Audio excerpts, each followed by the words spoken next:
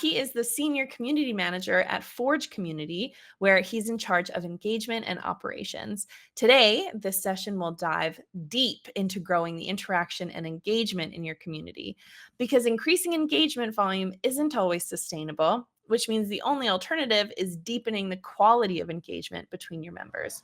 Our speaker will share key strategies you can use to craft depth in your community engagement. Please join me in welcoming Justin DiRose. I'm really excited to be here to actually talk about crafting depth in your community engagement today. Uh, there are a couple takeaways I think that I'll just tee off the conversation with. First and foremost, I'm going to share some strategies and learnings from Forge community, the community that I'm currently a part of, and some key takeaways that you can use today. But ultimately, my goal here is to spark ideas because crafting engagement is a very creative effort. And so I'm going to share some things that we have done as well as some actionable tips so we can spark some of that creativity today. And I'm going to kick it off. I love a good Seth Godin quote. And this one is my favorite. You can be right or you can have empathy. You can't do both. Empathy, I think we all can understand and agree, is one of the core skill sets to uh, building community engagement. You have to really understand your community members. And empathy can be a multifaceted word. We talk about it sometimes in more of a feeling oriented sense, but the empathy that I'm talking about that we can utilize in our community is really about building understanding. What do our members really care about? What do they value? Where are they going? How can we help them get to that end goal? And in order to do that, we have to let go of thinking that we have the picture, at least in part, figured out. We have to always have a posture and an attitude of curiosity. And in our communities, engagement in many ways is king. It is the number one signal that says this place is worth my limited time and attention to invest at least at this moment in time. But a lot of times we reduce engagement to numbers, the number of likes, comments, posts, our DAU over MAU, things like that, because that's just an easy way to talk about it. But engagement goes a lot deeper than that. But when we reduce engagement to numbers, it's easy to get on the hamster wheel of, well, let's just increase it, right? I think many of us have been there where we're just, well, if I just get that number up a little bit, we'll have more engagement in the community. But what happens there is that if we make that our goal to volumetrically increase engagement, we tend to incentivize the wrong behaviors, which is just more activity. But more activity doesn't necessarily equate to more value. And therefore, the signal to noise ratio gets out of balance and it can ultimately hurt our community in the long run. With that in mind, the only alternative to building volume of engagement is depth. And depth of engagement, I believe, really comes from this sense of the value members get out of the community or that they see the value of the community and their feeling of personal connection, both to the community and to the individuals as a part of it. We're going to spend the majority of today's talk digging into some strategies on how to achieve a greater sense of value in the community and a bigger feeling of connection for our members. But first, before we get into that, I want to just quickly introduce myself. I'm Justin. I've been in the community industry for the last 5 years, and I'm currently working for a community called Forge Community. Now, there are a lot of different types of communities out there, and many of the ones that we hear about are in the tech space. They're product, support communities, developer-oriented communities, and so forth. Forge is really unique in this sense, is that it's a community that is run by a large financial services firm that we're affiliated with that is more of a professional association style community for single family offices and their professionals that work within them. If you're not sure what a single family office is, you're not alone. But a single family office is essentially is a wealth management company that encompasses a lot of other services as well for an ultra high net worth family. These families are often secretive or more private because they don't want to get solicited all the time because people know that they have money And so there's an inherent sense of disconnection that comes in the single family office industry as a result. This is where Forge comes in and where we have built a trusted, vetted community where members can network and solve problems with each other in both an online and in-person aspects of programming that we have. What's interesting about Forge too is that we have a distinct cap on the amount of growth that we can have. We're at 1,900 members right now, approximately, and there's really only 8 to 10,000 family offices by estimate in the United States. And so we have to lean into not just growing engagement volumetrically by getting more people in, but by really honing in on the value and the depth of engagement. So, what we're going to talk about today is all what we have learned over the last few years about trying to go a little bit deeper in engagement with our community. The first of those strategies is crafting empathy. How do you learn about people that you know nothing about? We have to really truly understand who we're serving in order to drive value for them. But if you don't know anything about them, where do you start? The whole idea of empathy is trying to get in someone else's shoes, to walk along with them, to figure out where they're going. But how do you start that journey? Well, for me, when I joined Forge, I came from the tech industry into finance, which I knew like nothing about. And I ultimately like didn't really know anything about family offices. I had to look up what a family office even was when I started to interview for the position. And so getting in, I felt like I had a lot of work to do. But from my previous experiences, I knew that building a framework of understanding about this group of people, about the community, about the individuals themselves was something that I had to do, but I had to start from the basics. And so what I did was I came in and looked back through the 2 years of history on the community and read every single discussion, all the posts and comments, just to try to get a sense for the feeling of the community, but also what topics are trending here, what are people talking about, what do they care about, what are some of the challenges that they have. And this gave me a good starting base foundation to really understand what our community cared about. But I had to supplement that. And there's gaps, and I still have gaps. And I'm learning about new things all of the time that family offices care about. And so I'm supplementing that with meeting with members and all the basics of really trying to build a framework. But there was a key thing that I learned in my time doing some marketing prior, which is all about experimentation.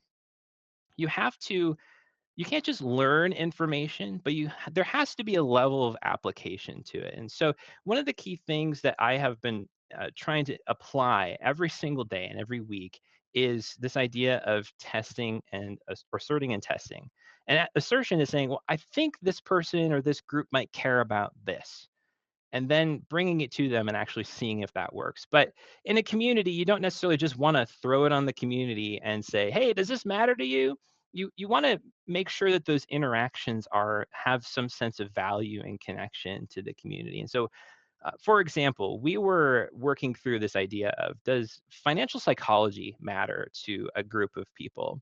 This topic of addressing the mindsets and beliefs to how you manage money, and we thought it might be a little bit controversial, but we brought it to a small group of people who said, actually, this is really, really powerful and something that if we're not doing, we're behind the curve, so to say.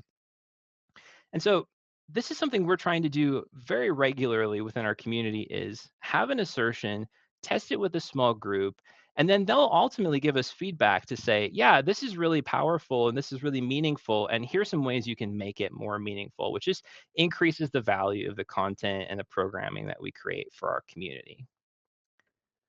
The second strategy is really all about connecting early on. Most all of our communities have onboarding programs, and many of them are focused heavily on enabling our community members to get started, get all their profile information filled out, maybe share an introduction post somewhere, and so forth. But I've realized early on in this journey with Forge that there's a missing opportunity a lot of times to warm up and build trust in the community in these onboarding programs. Because In reality, people want to hear from their peers, not just companies. This is why Google has the forum search results filter, and why the number one appended word basically on many searches is Reddit, because people want to hear from people just like them, not just companies that are trying to get them to do something. And while we're very much in our onboarding processes trying to do the best for our communities by leading them into filling out their profile, putting a profile picture on, and so forth, there is a chance to build connection in this process as well that will help sow the seeds for deeper engagement down the road.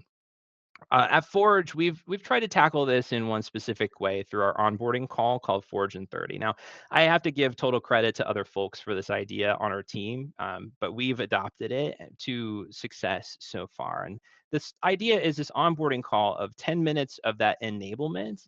Of here are some opportunities for you to lean in the community, and then also here's some here's a demo of the platform. But the latter 20 minutes of that call are spent in Zoom breakout rooms doing what we call an ask give session. Basically, they're sharing who they are, where they're located, how long they've been in family office, and what's an ask that they have of the community, a problem they're looking to solve, a question that they have, and a give, something that they feel like they can give back to the community. This sows the seed in the idea that this is a reciprocal relationship for members being a part of the community. And it just creates and sets the culture ultimately in the long run. Now, do you have to approach this type of connection early on in terms of a live onboarding session? No, I think there's some advantages to do it if you can get it to scale or if it's the right scale inside of your community, because it allows people to see that there's a person behind the avatar. It's really easy in some of our communities to forget that there's a real person there. So it just warms up those interactions a little bit more. But what I would recommend is evaluating your onboarding process at least to take a look at the balance of how much are we spending time in our onboarding broadcasting information or trying to get somebody to do something versus how many opportunities are we opening up to connect, or are we at least trying to open up an opportunity for our members to connect with each other, to warm up those interactions, to build a greater sense of I know who's in the room and these are people just like me. Third is all about solving problems. Now, you might say, well, duh, Justin, communities exist to help people solve problems. But the way that I tend to look at problem solving is that there's a couple layers to it. First is empowerment. This is the reason your community exists. We want to create a place where people can come to get their questions answered. We're going to make sure that they get answered. We're going to make sure that there's features here that help them look up or find the answer or get help where they need help. This is akin to the proverb that says, if you teach a man to fish, he'll eat for a lifetime. Then there's a layer a little bit below that that's all about the experience of getting that problem solved. I like to equate this to you can give a man a fishing pole and he catches one fish at a time, or you can give him a net and he can catch 100 at once. Let me give you an example of how we tackled a situation like this at Forge. We ran into our community members having lots of back channel conversations on the phone. And this makes a lot of sense for our community. It's primarily executives. They don't necessarily want to spend a lot of time writing a back and forth post, for 30 minutes in a day. They don't have enough time for that. So if there's a conversation that's more than writing up an answer just in a couple of minutes, they're often going to give their email out or their phone number to have a discussion with people in real time because it just goes a little bit faster. It's more efficient for them that way. But what we found is that sometimes there are discussions that will crop up where members are having 3, 6, 10 of these conversations in a week, and it's eating up a lot of time. And in order to solve this problem and make it more efficient, we decided to create a new event program called Conversations. It's an hour-long session where we work with community members to find some of these topics and create this block of time where we're sitting in the room helping to facilitate the discussion, but it's really just members asking questions of each other. For example, we had one on a recent piece of legislation that heavily impacts family offices, and there was a ton of back and forth discussion. In fact, we went over our hour-long session because they just really wanted to soak up as much information as they could in this one block of time. We also record them so they live on in perpetuity as a resource to the community if anyone comes up to these topics of interest in the future. What we did here was instead of having 8 or 10 calls in the week, we are saving our community members time because we recognize that there was a problem underneath the problem of getting the actual issue solved for them. Now, you can take this model if you'd like, or if it's something that's relevant to your community, you can definitely feel free to use it. But the biggest thing to do here is to conduct a root cause analysis with your community. This comes from my earlier part of my career in the IT industry, but it's when you're seeing a recurring pattern of things, it's not just solving the thing as they come up, but it's looking for the problem behind the problem. This might be using a tool like the 5 whys, where you can take a problem and ask why 5 times to it to get deeper into the problem that is behind the problem, if you can solve that. Or it can be conducting some research with your members to get on a call with them and say, hey, I noticed you got this question answered. What was the experience around that like? And in a lot of ways, this is akin to treating your community like a product and doing some product research and really understanding how people use it. Fourth is all around inviting ownership. Forge is really unique because we've created a governance structure around our entire community that is all focused on members having input and leadership within the community. We have an executive committee who helps advise us on a strategic level, and then we have committees that help govern our major programs like events, content, and research. This was all constructed to give members a chance to feel a level of ownership over the community, and this has resulted in a number of benefits to our engagement. First and foremost, members see other members involved in the community, and it increases that feeling of trust and connectedness that people like me are running the show here and helping to develop the programming and content that happens in this community. And so they trust it a lot more. Secondly, having direct member involvement will help a person or help the community craft more valuable content because it's more highly relevant because we're working directly with the people that the content will benefit to create it. Really opening up these channels of ownership for our members has been a positive thing. We recently, for example, earlier this year, had our events committee come to us and say, "Hey, we think there's an opportunity here to build out an event series on accounting software that family offices use." And so they conducted surveys with the community. They found speakers and members to come contribute to these sessions. And so far, we're about 3/4 of the way through the series. It has been the highest attended events in Forge community history. And it's largely due to the fact that our members had such a high say in the programming of the events. So you can start to build some of this inside of your community without going on a crazy governance structure like we have. You've got to start small with building some of these opportunities for ownership. And the thing that I see is most critical here is creating feedback loops. If you're starting a new project or a program, invite some highly engaged members into the discussion about it. Let them give you feedback on it. And oftentimes we solicit feedback from our communities, but the most important part of the feedback loop is the loop back. Let those members feel and see that their contributions or their feedback made a meaningful change to make it more impactful to the community, and let the community see that as well because they'll start to see that people just like them are in leadership or helping to influence the community, and they're going to see that it's creating something more valuable for the community overall. It's really just a small step. It takes a little bit of time and a little bit of effort to grab this feedback, but the loop itself is really a key way to start to build ownership and therefore create more depth of engagement over time. Lastly, and I will fully admit this is probably the most ambiguous and nebulous idea of all four of them here, but it's to make purple cows. You might be wondering, what the heck? Purple Cow is a book by Seth Godin that's all about standing out in the marketplace and being remarkable. For example, Seth Godin sent this book out to uh, people in a milk carton instead of an envelope. It's really just about setting yourself apart.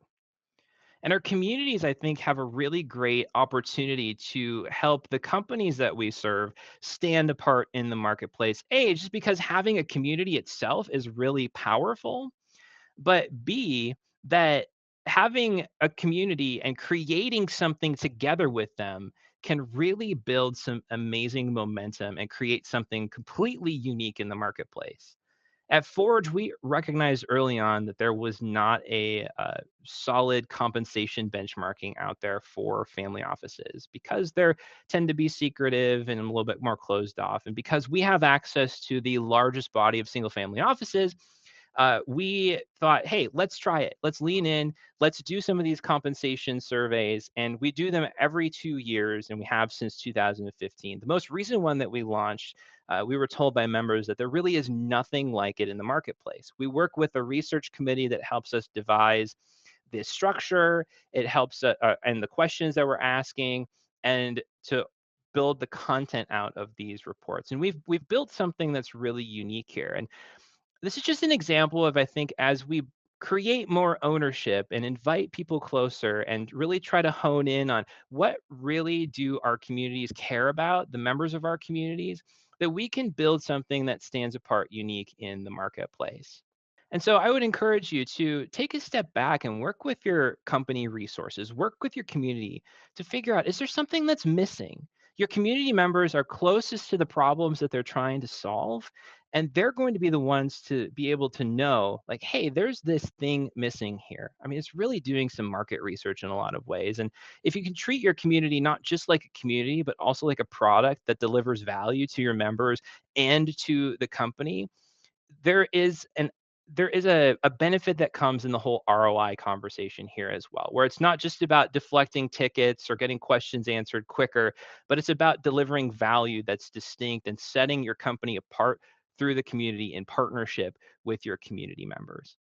So, in closing, I want to come back to this idea that depth of engagement comes from the feeling that members have of value in the community and their sense of personal connection to the community and the members itself. And if we can lean into some of these strategies like crafting empathy, which is the foundational skill, I think we all can agree, of building engagement, but building this daily, weekly practice of asserting and testing, building this framework of understanding so that we better understand our community members over time. That builds into the rest of the strategies like connecting early, warming up those interactions, evaluating your onboarding for how much you're broadcasting versus opening up opportunities for your members to connect. Third, to solve problems, or rather to solve the problem behind the problem, to do a root cause analysis and really understand, is there a way that I can make the community the most efficient, effective place where members can come, not just because they have to come there to solve a problem, but because they want to come solve a problem there, because it's the fastest, best place to do so. Fourth, inviting ownership, because when you create feedback loops, and let members truly feel like their feedback matters and made something more valuable, you'll craft more value and you'll build more connection within your community. And then lastly, to make purple cows, to define what's missing in the industry with your members, to build on the ROI conversation within your company and in the community as well by creating something that truly stands out in partnership with your community, the people who know how to solve the problems best. Definitely open to answering any questions that you have. I've put my contact information up on the screen here as well. My work email, justin.derose at forgecommunity.com, or my personal email there as well. I'm also on LinkedIn if you would like to connect too. But with that, that is all I have. Thanks, Justin. That was fantastic. A lot of great comments in the chat. A lot of people agreeing with a lot of what you're saying, which we love to see. We don't have a ton of time, but I was coming up with questions while you were talking, putting them in the Q&A. So we might have time for a couple. I Sounds good. would love to know. Wait, another question just came in. Oh yeah, this is good. Okay, my question first. Do you differentiate engagement metrics when you're reporting on different things to different teams? Like, when you're talking to certain folks on the executive team versus the customer success or the sales or marketing or other teams within your organization? I think the answer is yes and no. It just depends on the situation. The way that we like to look at engagement, and we're developing a deeper thought process on this right now as well, is engagement is, these are tend to all be lag metrics. And so many of our stakeholders within our community, they're not really keen on like how many people are showing up and talking. They want to hear some of that as context, but they're more interested in what value can we glean from the discussions, and how can that impact the types of products that are being built in the financial industry, how we can better serve our clients with uh, insights that are more on the leading edge. And so we try to take a more in-depth approach. So instead of focusing on the numbers, we're focusing on what value can we deliver back to our parent company in terms of insights and opportunities to connect, and then potential opportunities for revenue as well. So Yeah, and there's that like quality versus quantity. Both are important in different ways, and like how do you track both becomes differently important for different teams and different conversations. So we kind of have to be totally. good at all of it. Okay, here's a question. This might just be a yes or no because we don't have a lot of time. Fawad wants to know desperately. They've asked it twice now. Uh, can we hack our community engagement so it can grow instantly? Is there a way to do that? The answer is maybe, but probably not.